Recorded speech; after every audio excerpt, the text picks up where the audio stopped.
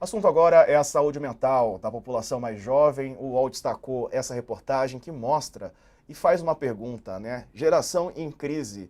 Por que nossos adolescentes estão escolhendo a morte? Viva Bem publicou com Brenda Fukuta uma matéria que fala sobre saúde mental, né? Pode haver gatilhos, inclusive. Então fica aqui o nosso alerta, porque houve casos de adolescentes, né, como aquele estudante, por exemplo, do Colégio Bandeirantes em São Paulo, que decidiu tirar a própria vida. Ele era alvo de bullying. A gente sabe que quando alguém toma essa decisão, não é apenas por um motivo, né? Em geral é multifatorial.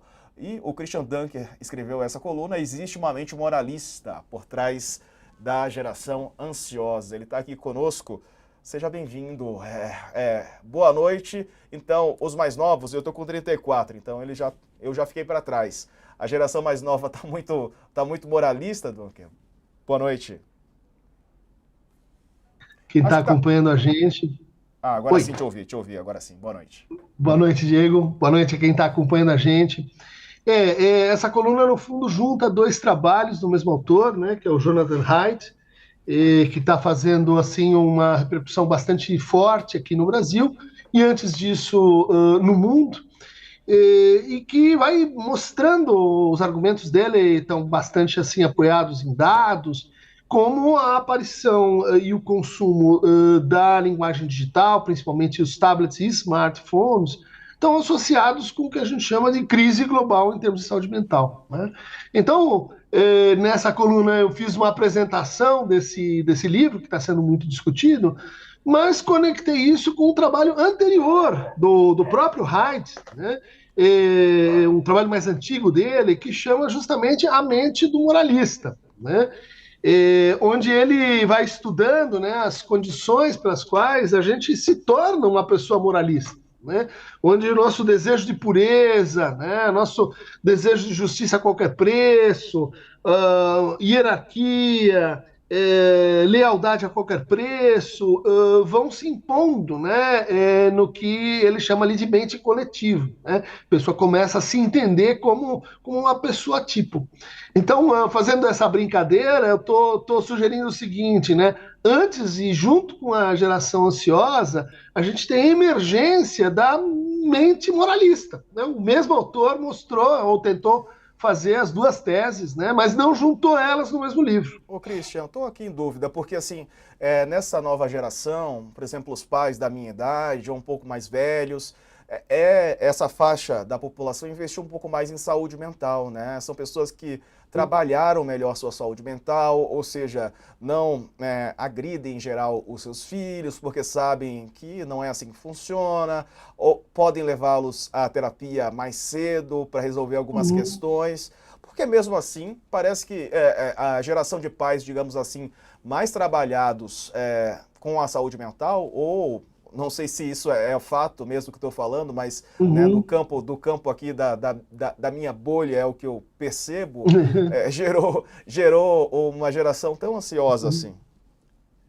Olha, Diego, eu acho que a tua percepção ela é correta quando a gente olha assim para a preocupação que essa nova geração tem com a saúde mental, né? Isso de fato tem pesquisas que vão mostrando que esse é um tema mais importante, mais relevante, mais discutido entre a geração Z e um pouquinho abaixo. Mas isso não significa que a gente tenha, de fato, dispositivos para enfrentar as nossas questões em termos de saúde mental, né? Então, é como se a gente estivesse percebendo melhor o problema, mas as soluções, os encaminhamentos ainda são um tanto quanto difusos, né? Por exemplo, hoje 16% da população brasileira toma algum tipo de medicação psicotrópica, mas desses 16, quase 5, ou só 5, têm um acompanhamento psiquiátrico, médico adequado, né? Ou você pode dizer 5% da população brasileira faz ou fez algum tipo de psicoterapia. É bastante, mas é pouco perto do que a gente tem, né? É pouco perto de números com 20%, 40%, né? Que é a porcentagem para alguém que pode vir a ter ou já teve um transtorno, né? Acho que nossos dispositivos para enfrentar as questões de saúde mental ainda são muito morais. Né? É por isso que eu estou fazendo essa brincadeira com o Heitz. Né? Ainda estão muito ligados assim, ó, a ter uma educação do tipo A, do tipo B, a ter uma pertinência com a família A ou B, a ter força de vontade, fé, enfim, isso ainda é um estado meio preliminar para a gente olhar de frente e entender que os transtornos mentais não são transtornos morais, né? Uhum. Esse novo desenho da religião no Brasil, com o crescimento de igrejas, né, neopentecostais, assim que fala, né, aquelas mais fervorosas, digamos assim, isso tem a ver? Tem uma relação muito forte, inclusive várias dessas novas religiões, elas estão desenvolvendo conexões e absorvendo modalidades de psicoterapia. Ou seja, dentro da psicologia, a gente está enfrentando uma espécie de batalha campal entre aqueles que estão puxando a coisa para o lado da moralização e outros que estão puxando as coisas para o lado do que a gente chama de hiperdiagnóstica. Né? Ou seja, a facilidade com que se dão hoje diagnósticos de depressão, de TDAH, de ansiedade, é muito grande, especialmente nas classes médias e altas. Né? O que, veja só, nem sempre redunda no enfrentamento real do problema, né? No enfrentamento consciencioso do problema. Uhum.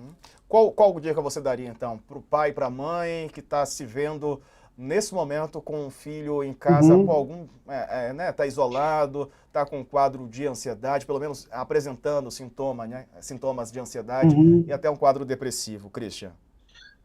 Olha, seguindo aqui a hipótese do Heitz, seria importante, especialmente se você tem uma menina entre 16 e 24, e se você tem alto consumo, né, de videogame e de redes sociais, tentar reduzir a exposição a telas. Né?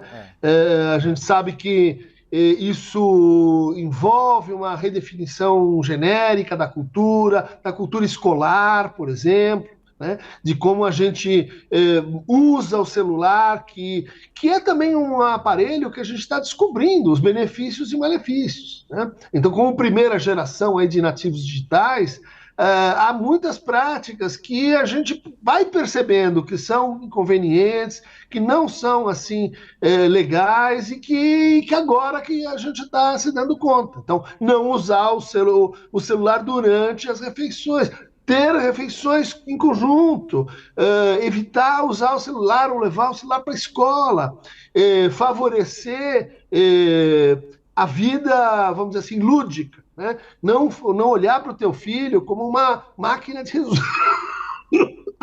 máquina de resultados. Né? Expô-lo a situações ao ar livre, expô-lo a situações de socialização real com outras crianças, com mais velhos, com mais jovens. Enfim, são conselhos meio básicos, né? Mas que tentam atacar esse efeito, vamos dizer assim, pervasivo e meio novo para nossas gerações, que é o uso de telas. Né? É verdade. A gente, né, a nossa geração passou pelo mundo analógico e conviveu com o digital. Tem uma nova geração que já nasceu no meio digital, né, e está imerso nessa... É muito boa, a tecnologia é muito boa, mas pode trazer malefícios também, né? É importante saber dosar. Christian, muito bom. Quem quiser ler mais, saber mais, mostra aí o livro de novo pra gente, o livro que você... Tem o Geração Ansiosa, que é o livro que está assim, em discussão, né? Ampla discussão. E o livro anterior dele, que é A Mente do Moralista, né? Que é um livro que está voltado assim para entender a origem das polarizações, de como a gente funciona de uma maneira muito regressiva, né? Quando se identifica com a empresa SA, né? Quer dizer, olha para a vida como se tudo tivesse que dar resultado, tudo que tivesse que aumentar a nossa produtividade, a nossa atenção, e isso tem certos limites, né? Exatamente. E, é claro, ficar ligado nas colunas do Christian Dunker no UOL. Um abraço, meu amigo. Até a próxima. Uma boa abraço, noite. Diego.